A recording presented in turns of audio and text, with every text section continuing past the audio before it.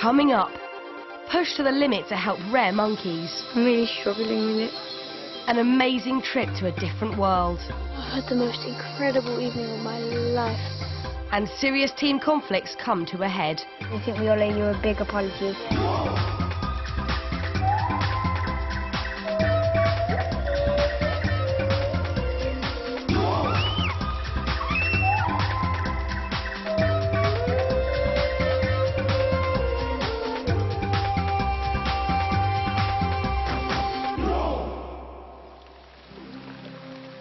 The 8 young adventurers have just completed their toughest mission of the trip so far, an epic canoe journey of more than 20 miles to clear the river of illegal fishing nets. Good stuff, guys, that's brilliant. The extreme conditions led to tensions in the team. Jamie hated canoeing and took his frustration out on others. More effective if paddle forward. Oh, shush, Jamie, I can't bother listening to this whine. He became increasingly isolated. Guys, can you stop this on childish because we're struggling enough as is. Seriously? Jamie's being a bit of a idiot. He just doesn't really fit in with the group at the moment. With even greater challenges to come, the split in the group was a worrying development. Day 12, Sirius Amazon Base Camp, 5:30 AM. I don't want to put my boots on. My socks are really wet and soggy. There's another big day ahead for the team. So today we're starting our first day of the Monkey Enclosure project. I'm really looking forward to that. That's what I've been looking forward to the whole trip. But first they have to make their own breakfast. Oh, the fire just went out! Well done, Sam, you look well. Try not to die, will you, mate? Must have taken about half an hour to 40 minutes to light the fire, which is quite laughable, really. Their final mission is huge, to build an entire monkey enclosure in the jungle. They'll need all the energy they can get, but when it finally arrives, breakfast is less than appetizing. I'm not, I can't. You won't get. Guys, we need to seriously spray something. Oh. Goes in, lump comes out, lump stays. Has anyone got a knife like a bird to get through it? Make sure Lots of energy for today. Put loads of jam in it, bit of sugar, you won't know the difference. That's what I keep telling myself anyway. Nightmare. Leaders Ben and Polly know just how challenging the project will be. I think they're going to find it incredibly tough. There's 3,000 bricks to lay. It's certainly going to push them to the limit. Working in the tropical heat, they've got just a week to do it. There's way more stuff than I thought there'd be, like bricks and wooden. You guys are going to be working so hard. Seriously, Polly and I were looking at it this morning going, have we bitten off more than we can chew? Matt, you're not looking particularly chuffed at this point. No, I'm just worrying that we mightn't have long for lunch, so we can't finish the crackers. The new enclosure will be used to breed rare red Wakari monkeys and, where possible, return them to the wild. Oh, I did a pink for the ears. The animals here were kept illegally as pets before being rescued by a local charity, ISPTR. So he's got a hammock. That's so cute. He's so adorable. It's really human as well. His eyes are huge. His cage is not great. Monkey. I think it's quite distressing seeing the monkeys like that because it's an absolutely tiny cage for just an animal like that. This is just going to be a massive enclosure, and I'm now really determined to make it just so nice for the monkeys. Really daunting challenge, because really worthwhile at the same time. The first major task is laying the 3,000 bricks. They need to do it in 3 days to stay on schedule. And local builders are on hand to teach them the basics. Oh, it's fun. We're having a good time, but it's just really hard. And building in the heart of the rainforest means plenty of visits from local wildlife. Oh, flying millipede, no. You get the coolest bugs around here. Some are dangerous, and first to suffer is leader Polly, who brushes against a poisonous caterpillar. It hurt, but I think the sting only lasts about 10-15 minutes, so I think I'll survive. It's the main spines of the white tips, which are the dangerous bits, and it basically gives you a bad burn, but beautiful. As the day wears on, the temperature hits 34 degrees in the shade and the air is heavy and humid. Drinking absolutely loads, yet still you just sweat and sweat and sweat. It's just constant, absolute horribleness. Just really hard work because it's so hot. Hence the red cheeks. They try to cool off in whatever way they can. It feels so Once nice. you try and dip your head in here, it's lovely. Really, it cools you down so much. Under the strain of the intense heat and work, the split in the group is getting worse. Apart from Matt, almost everyone's keeping their distance from Jamie. I don't know, I just don't get along with him that well. And some other people have told me certain things about him as well. I don't know, I don't like Jamie. I don't think he likes me either, so I'm not bothered. I think we can both just agree to disagree. The leaders are getting concerned. I know that he's not particularly happy, and I know that the rest tend to sort of gang up like sheep and pick on him, and he's just not as involved in the group as he could be. Many of the team have even taken to using code names like Red Ant for Jamie. What are we talking about again? Talking about red ants. We're here to talk about Jamie. Basically, there's a lot of Some of us things. are disliking him at some point. Yeah. We're just getting frustrated with him. It's kind of me all the time. The others have really been behind his back, and it was a bit pathetic, really. Coming up with code names and just saying, oh, nobody likes the fire ant, and, you know, he was lazy, and to be honest, Jamie's done most of the work today. And they were all making fun of me, and Sam said, oh yeah, I hate the red fire ant. And I'd known all along what they were talking about. They think they're being clever and done, but I've understood everything. Everybody constantly. He thinks he's arrogant thinks he's macho. to me. I think that if they got a problem, they come sit in my face, at least don't like a snigger behind my back. They should try to sort it out. After nearly 2 weeks cut off from civilization, the team are about to get a very welcome surprise. Hey team, a delivery has just arrived. No!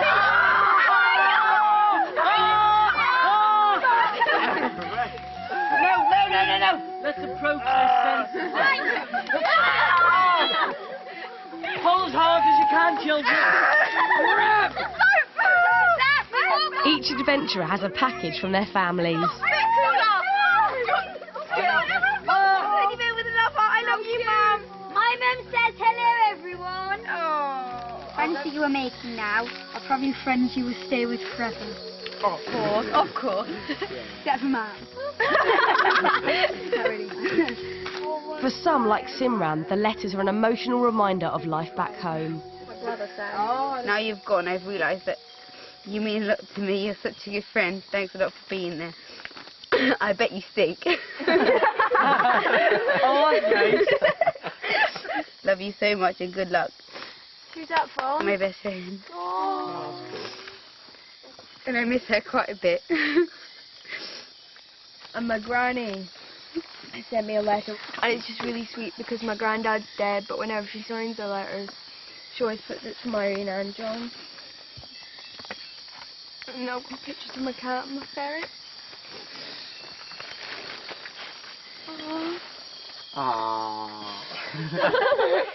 They've also been sent video messages, and some families don't hold back on reminding the team what they're missing. It's the fridge. No!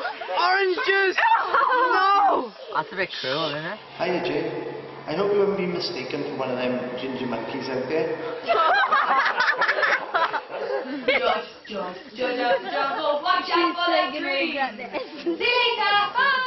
Hey team, we all really miss you and we're so proud of you and you just got to keep it going. I really miss my friends, and getting letters from them and seeing them is absolutely brilliant. That's all I really want to do, was see my friends. Right. Just misses you. You haven't been in your bedroom. Yeah, really. Oh! I don't know what it does really. It makes me miss home more. I miss home less, but it's only a sofa in the middle of a room, but thinking just to be there with my little brother, you know, I'd love to be there right now. Wait, Jack. Love a kiss. Love a kiss, Jack. Your brother is so cute.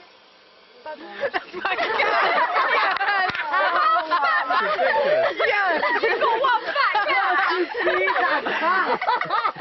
Has he ate your brother? That's just absolutely, totally made my day, seeing all my family in their natural environment. And my fat cat. They can't get up.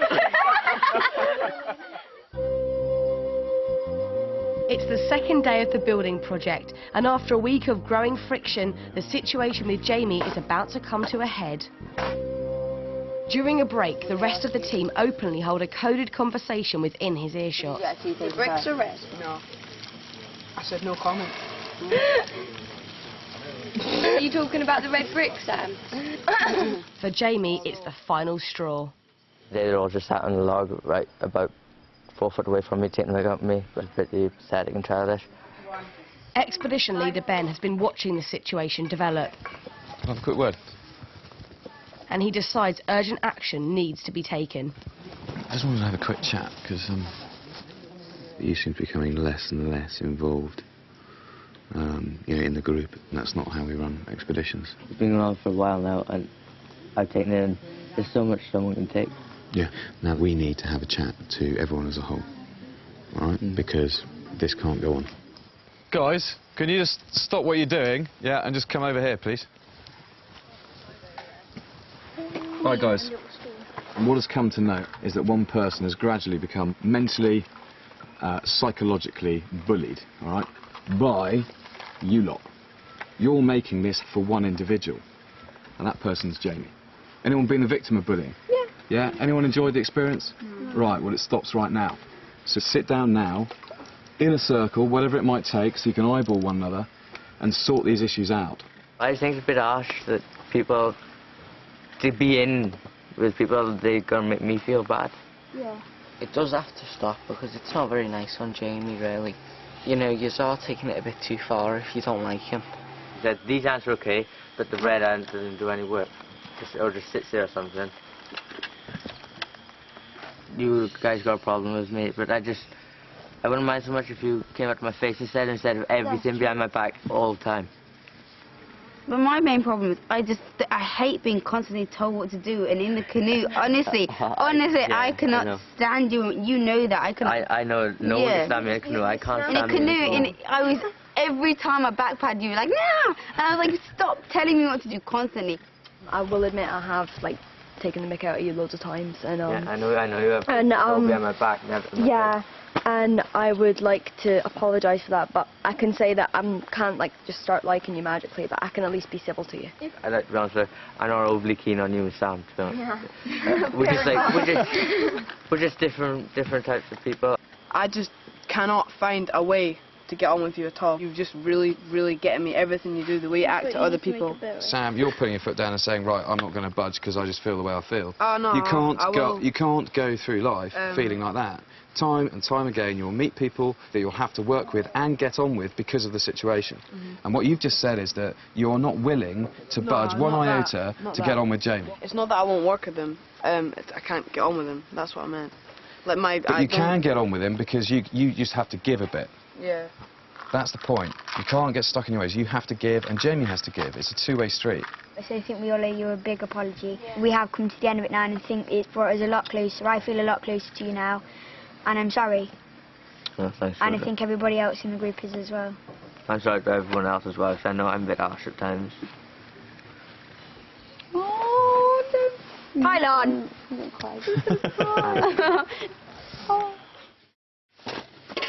As the team get back to work, the atmosphere is a little subdued. I think for possibly the next day or two is going to be a bit awkward, maybe just today. But I hope I'll have a better time now, and I hope we all just get on a lot better. I think we've got over it. I feel a lot closer to Jamie now. I think it's for the better, obviously, that all that happened. But it's good to just put it behind us, settle our differences. For the next 24 hours, Beth is escaping the building site. She's been chosen to go on an amazing mission to try and find rare red wakaris in the wild. I'm so excited about the trip. I'm really surprised that I got picked, actually. But I'm really, really glad, and I'm really honoured to go. The only way to travel to another region of the dense rainforest is by float plane. Never seen anything like this before. They're heading for a unique project run by Kent University.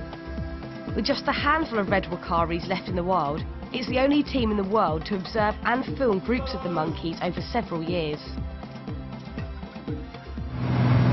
We've got to walk, maybe an hour, maybe 2 hours, not too sure, to try and find these monkeys. If we see the red wakaris, we are going to be so lucky.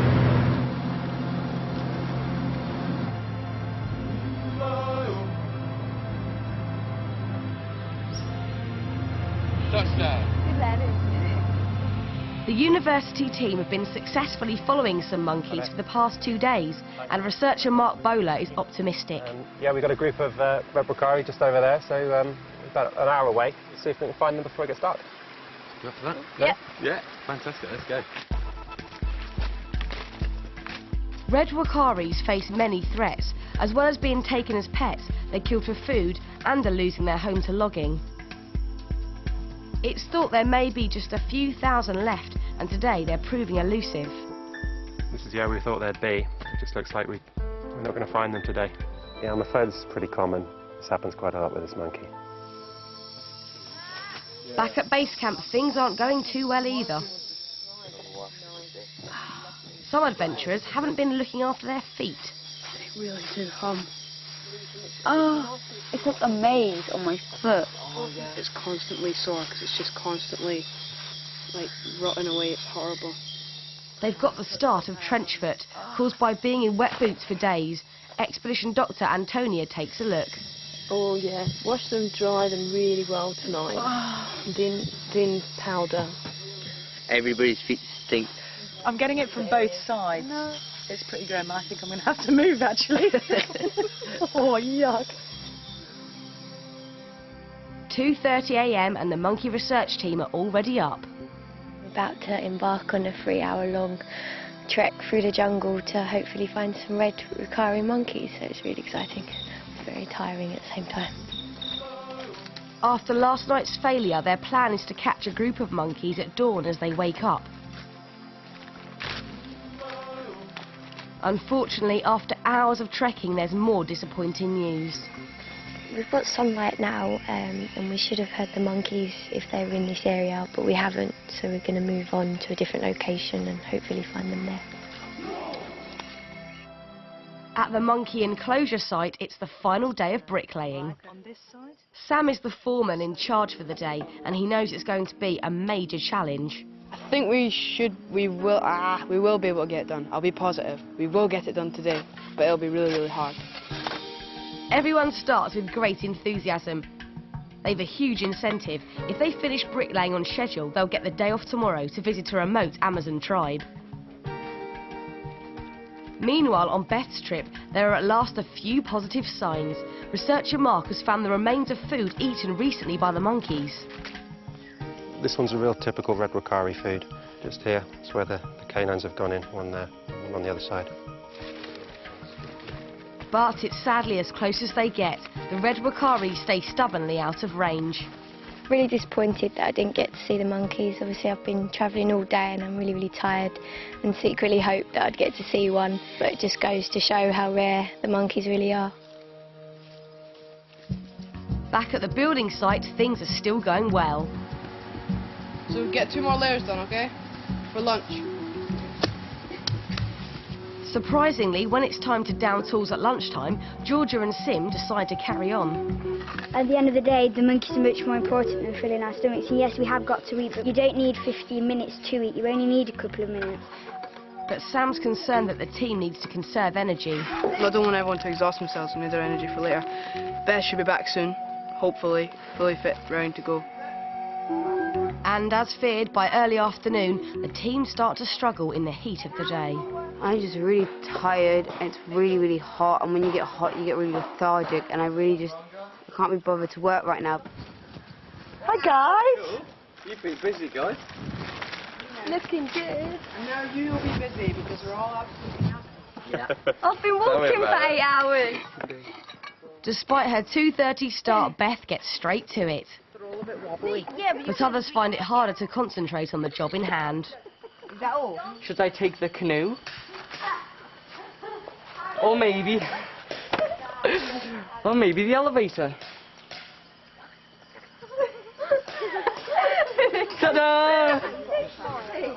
Towards the end of the day, we've just become less and less bothered, really, I reckon. But we'll just have to, now we're going to have to start working hard again, which we'll probably pay for. The reality is that there's no way they'll now complete the bricklaying today. We're obviously not going to finish, so what I want is to do 6 levels of brick. We come back tomorrow morning and we finish the rest up to the top. Kind of annoyed because I really wanted to get it done and dusted today so we could have a nice day tomorrow. So yeah, quite frustrating really. Everybody grab a bucket, fill up your brown wooden thing with cement. There's still much to do before they can stop for the day, and the stress soon starts to show. It's that white one over there next to Jamie's brown thing. Now go! Faster, John! Kelly's just gone a bit psychic on the heat. We're all doing work, but Matt's sitting on his bum again. Go, go, go! Do something! Please, do some work.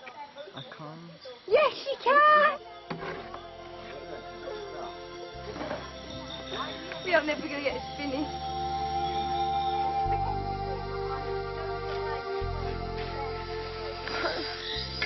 Seriously though. By himself. To let it become night, because we need lights to even see to finish our work, which I think is pretty pathetic. Could have done it in light if we bothered. And when the sun goes down, the bugs come out. Oh, this bug's flying in my face. Where'd you go? There's a giant here. That one, that'll make one snack, you know. It's 8 p.m. before the exhausted team achieve their goal. Whoa, it's finished! That's so wonky, it's funny. I know. It's terrible. We'll fix it tomorrow. I'm going to bed now. But Ben puts a spanner in the works. Sam, do you reckon seriously that's good enough? No, we need to fill in those holes. We did a bodge job, which wasn't right, obviously, because now we've got to do it again. It takes them another hour to rebuild the wall. I'm hungry, I'm tired, and this has been one of the most miserable days of my life. I'm not being dramatic. It's been so hard, and I wanted to give up. Today was the most stressful day I've ever had in my life. It was horrible. I'm really struggling with it.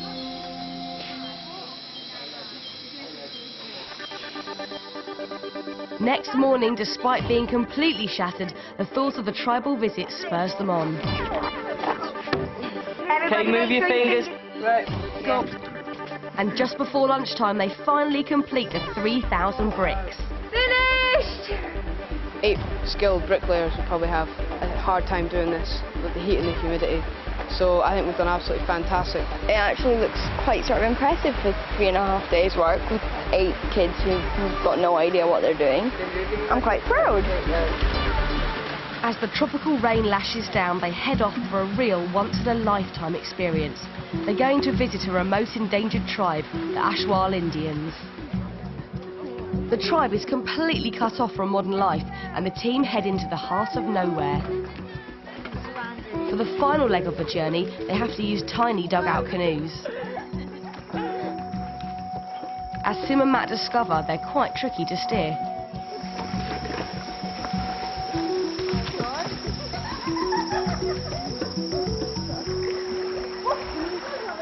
They arrive to a completely different world.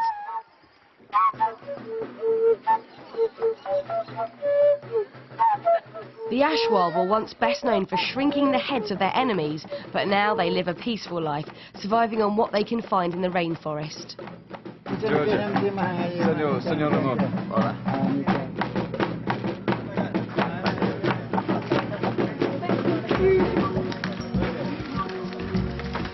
This is unreal. It's completely overwhelming. Didn't expect it to be like this. It's amazing. Completely amazing. This is incredible. It's completely surreal. This is what I was looking forward to the most, and it's just wonderful. It's such an experience for me.